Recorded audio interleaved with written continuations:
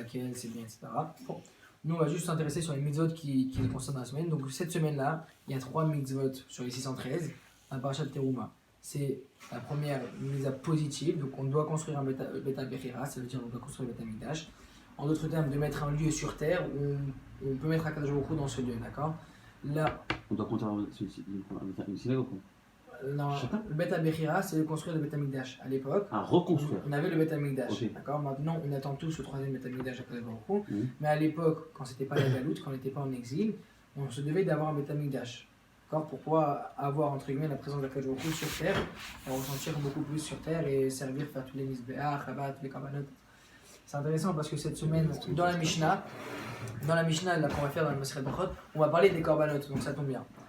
Deuxième mitzvah, c'est de placer dans le Beth Amikdash des pains en continu. D'accord? Donc, si on ouvre là-bas le Sefer Chinuch, il y a des raisons. Pourquoi? Parce que le pain, c'est ça qui fait vivre pour l'homme, et que la Torah, quand on met du pain dans le Beth Amikdash, ça fait vivre. Bon, plein de raisons. Et ensuite, on a aussi une mitzvah négative, c'est l'interdiction de sortir les bâtons du Aaron placés dans les anneaux. Donc, ça veut dire qu'on a le Aaron. Le Aaron, c'est quoi? C'est ce qui garde la Torah, les Luchot, etc. Que Moshe l'a reçu du Sinaï. Donc, c'était dans le Aaron. Et à l'extérieur du Aaron, donc il y avait les bois, donc il y avait des anneaux. Il y avait des barres dans les anneaux, d'accord? Il y a une interdiction de la Torah d'enlever ces barres des anneaux. Pourquoi? Le Sefer Chinuch, il explique parce que comme il faut énormément de respect pour ce Aaron, on n'a pas envie que si on doit partir en précipitation, parce que c'est comme ça que ça va se passer avec le Mishkan, etc. On devait porter, déplacer le Mishkan, le Beth Amikdash, le Mishkan, et on devait porter le Aaron sur les épaules, avancer et le poser. Mais quand on le posait, on ne devait pas enlever les bâtons. Donc on dit que si Hachem nous demande de repartir, alors, dans la précipitation, on a peur de mal mettre les barres et que ça tombe. Et on sait très bien, même nous, avec le Sefer Torah, on fait tous très attention. Personne ne veut jeûner, on fait tous très attention à ce que le Sefer Torah ne tombe pas. Voilà pour les mitzvot de la paracha de cette semaine. C'est dimanche. Alors, on est dans Maseret Brachot. On avait vu la semaine dernière, donc juste si vous me permettez, on va parler 10 minutes, un quart d'heure de pensée juive.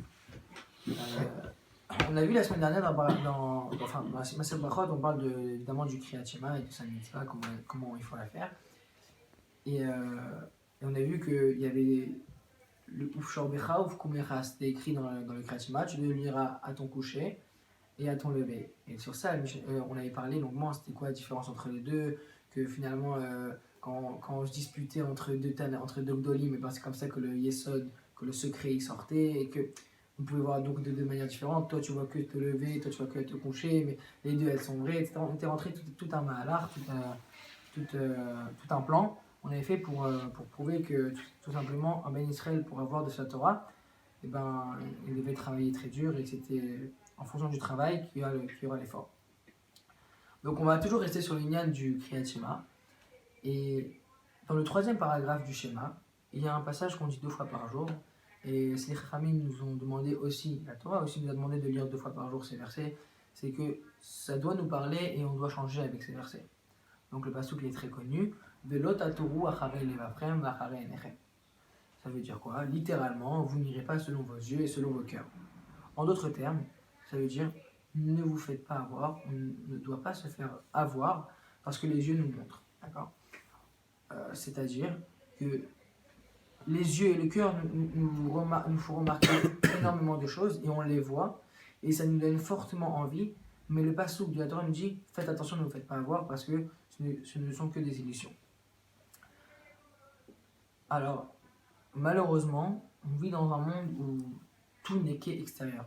Alors, on vit dans l'extérieur, on vit dans un monde où on paye une paire de baskets à 3 000 € parce que le shooter il a signé sa paire de chaussures. Et donc, regarde mes chaussures, ou bien parce que j'ai une botte, et voilà, c'est écrit Balenciaga, alors c'est une très bonne marque, alors je vais dépenser 200, 300, 500 € pour une paire de chaussures parce que je veux montrer à tout le monde.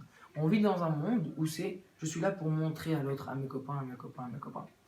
Et c'est très problématique parce que ça rentre exactement dans l'interdiction de voler tatouage à les frame.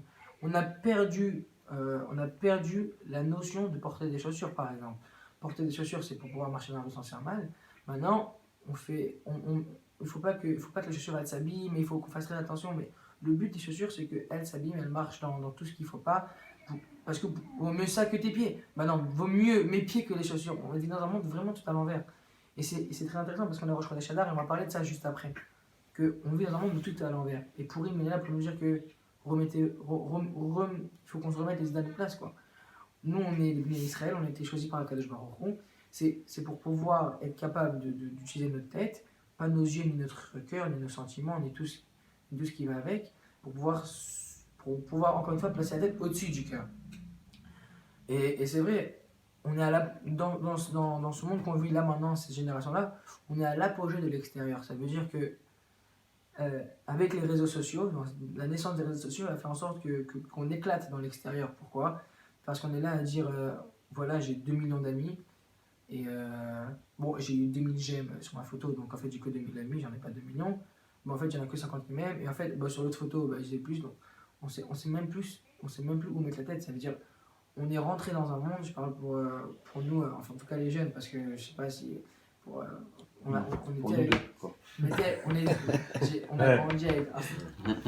a grandi avec Instagram, avec les réseaux sociaux, et Facebook, je suis là et là il a aimé ma photo, un j'aime en plus, il m'aime, je suis content, mais en vérité, il sait même pas qui on est. C'est-à-dire, on a même des copains, des amis sur les réseaux sociaux, ils savent même pas comment on s'appelle, ils savent même pas qu'est-ce que j'ai fait dans ma vie. Un ami, il est là pour pouvoir nous aider. Regardez, il y a Mishnah dans le Pirkei Avot, et moi je la lis exactement à ce niveau-là. Dans le Perek Bet, Mishnah Gimel. Moi je lis cette Mishnah selon les réseaux sociaux, et vous allez me dire si vous êtes d'accord avec moi. Je vous lis littéralement. Et vous, Zehirin Barachut, soyez prudents, Barachut sur les médias. Moi j'appelle ça Rachut, j'appelle ça les réseaux sociaux. Chez En Mekarvin Lola Adam et là les Tzorech parce qu'ils cherchent une approche avec l'homme seulement pour leur bien-être. Nir'in, et c'est cette phrase la plus importante, et je veux vraiment qu'on la retienne pour toute notre vie. Nir'in ke ohavin beshat anaatan. Ils donnent l'impression d'être des aimés ou qu'on s'aime, que les deux on est des potes. Beshat anaatan, lorsqu'ils ont besoin de nous. Ve'en omdino la'adam beshat dochako. Et ils disparaissent quand on est dans la galère et qu'on a besoin d'eux. Moi je lis cette Mishnah selon les réseaux sociaux, ça veut dire on a une tonne d'amis. On appelle ça des amis, ils nous aiment, ils aiment nos photos, en tout cas ça on le sait. Mais c'est qu'une photo, c'est qu'une apparence. On sait très bien que moi je peux avoir une photo et je souris sur la photo et être en plein malheur et pleurer toute la journée. Ah mais sur ma photo il est en train de rigoler. Donc la photo ce n'est qu'une apparence. Donc on peut comprendre même à travers les réseaux sociaux. Et vous savez dans le Perek Dalet, la Mishnah elle demande Ezeu Chacham, qui est-ce qui est intelligent? Alomen Nicole Adam, celui qui apprend de tout le monde. C'est pas forcément des gens bien, je vais apprendre d'eux. C'est-à-dire même de ce qui est pas bien, je peux apprendre. Je sais pas si vous voyez ce que je veux dire. C'est que nous on dit ah lui il fait comme ça, c'est très bien, je vais faire du chesed comme lui. Ah lui fait attention à ses yeux, il n'y en a pas, je vais faire tout comme lui. Non mais lui il a fait quelque chose de pas bien, grâce à lui je sais que cette chose doit éviter de la faire. C'est-à-dire même les réseaux sociaux, on sait que c'est négatif. Malheureusement le monde a une emprise sur la Torah, il faut le dire, et on doit se battre beaucoup plus qu'avant parce que on a tout plus rapidement. Dans Parashat Acharemot, par exemple, on dit que on prenait 2 boucs, on en prenait un, on faisait un tirage au sort. Ça, encore une fois, c'est pour nous, donc on parle du tirage au sort. On faisait un tirage au sort sur 2 boucs. Un qui était la Azazel, qu'on jetait par la poubelle, et l'autre qu'on offrait un Mizbach à Hachem. Et comment le passage qui dit? Il dit Goral Echad Hachem, mais Goral Echad la Azazel. Un pour Hachem, pour la Azazel, qu'on va jeter, et l'autre pour Hachem. Ça veut dire quoi? C'est-à-dire que dans la Torah, c'est pas une proportionnalité. Si j'ai 60% de réussir, alors j'ai 40% de rater. C'est pas ça. C'est que si j'ai 60% de réussir dans la Torah, le Yetzer Hara va venir en face et va me donner 60% de ne pas réussir dans la Torah. Et regardez comment c'est vrai. C'est incroyable. À l'époque, pour faire une Avera, qu'est-ce qu'il fallait faire? Il fallait aller dans la forêt, il fallait sortir de chez soi, il fallait galérer, et il fallait avoir des contacts, les journaux, il fallait se truquer. Non, c'est pas facile. Mais c'est pareil à l'époque. Pour aller écouter un cours de Torah, on connaît l'histoire de Hillel Azaken qui a failli mourir de froid. Il fallait sortir et faire de la Messirut Nefesh, je suis tué pour la Torah. Et c'est pareil. Maintenant on vit dans un monde où la Torah, je l'ai dans la poche. Oui, mais la Vera aussi, tu l'as dans la poche. En vérité, le Satan, le Yetzer Hara, il est là à chaque fois pour nous faire éviter d'étudier la Torah. Et nous, on doit être capable d'utiliser ce Yetzer Hara pour être plus fort que lui et prendre son emprise. C'est-à-dire, on ne dit pas forcément de supprimer dès maintenant les réseaux sociaux. Déjà comprendre dans la tête que c'est là, ça nous empêche d'étudier la Torah et que on est trop pris par ce temps. Quand on regarde le temps d'écran par exemple à la fin du téléphone, on voit que chaque jour je jette des dizaines d'heures à la poubelle et on dort le soir, on culpabilise. On essaie de faire des efforts, mais on voit que le lendemain et le surlendemain c'est toujours pareil. Alors il faut qu'on se prenne en main et qu'on dise ça y est, maintenant je dois mettre des limites. Pas je dois tout supprimer parce que sinon on s'étoufferait, mais aller de l'avant et prendre à chaque fois un tout petit peu, un tout petit peu. Donc, juste pour résumer, on a vu que le juif, contrairement aux autres, même si c'est un être humain, il doit faire attention à ne pas vivre selon l'extérieur et faire plus attention à l'intérieur, ça vaut beaucoup plus. Deuxième chose, on voit que le Tanya, dans le chapitre 26, il dit quoi? Il dit que tout ce que Akadosh Baruch Hu il envoie à l'homme, tout ce qu'il envoie à l'homme, ce n'est que du tov, ce n'est que du bon. Sauf que des fois, on le ressent, ce tov, on le ressent, mais des fois, on ne le voit pas. Pourtant, la Torah nous dit Banimatem Hashem Elokechem, vous êtes les enfants de Dieu. Ça veut dire quoi, les enfants? Hashem, c'est votre père. Un père, il veut du mal pour son enfant, jamais, il veut que du bien. Sauf que des fois, l'enfant, papa, tu m'as frappé, j'ai mis dans la prise, pourquoi? Parce que j'ai pas envie que tu te tues, j'ai envie que tu vives. Et moi-même, tu m'as frappé, tu m'as fait mal. Oui, mais je ne suis là que pour donner du tov. Sauf qu'un enfant, au début, il comprend pas ça. Et il faut qu'il travaille sa émouna, même parce que quand il a dit j'ai reçu mon chèque, j'ai reçu une prime de 2000 balles, merci Hachem, mais quand j'ai eu moins de 100 euros, mais pourquoi Hachem? Non. Même ça c'est du tov, tu comprendras un jour ou l'autre, ça c'est évident.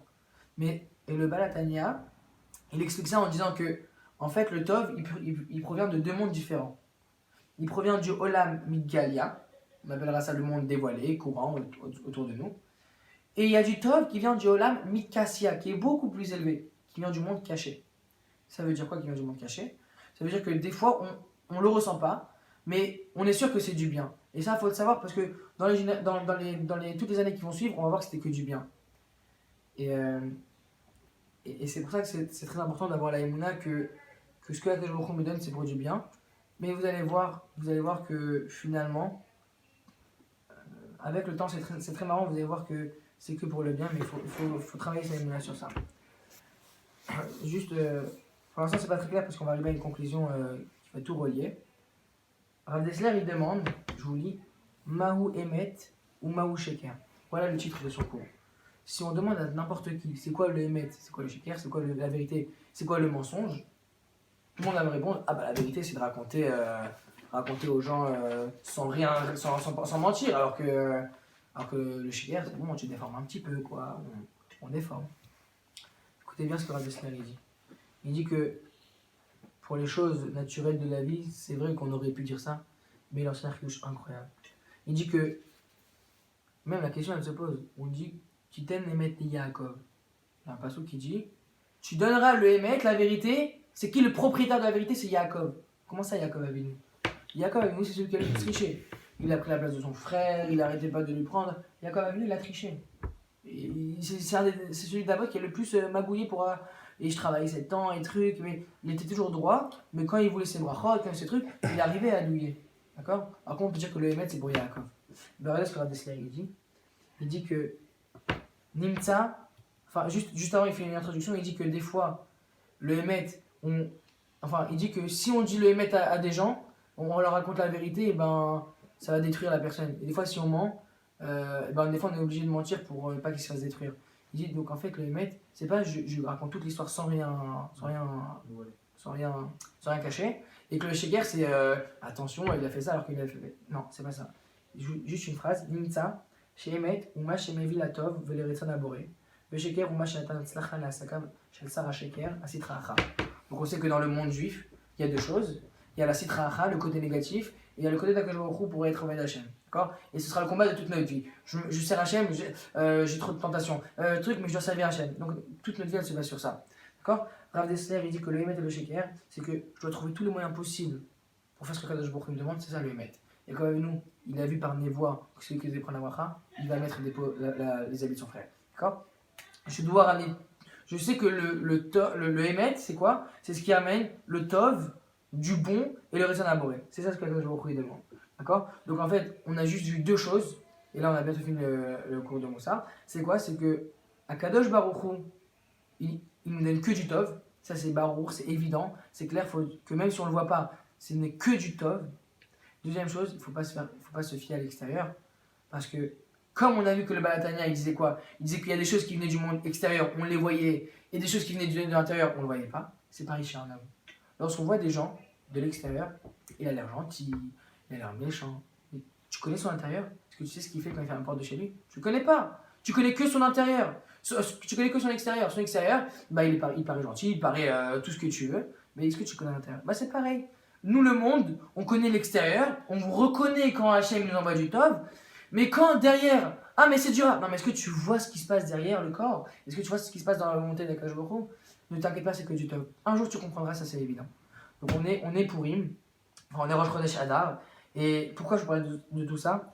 Parce que dans la Megillat Esther, on voit ces deux notions.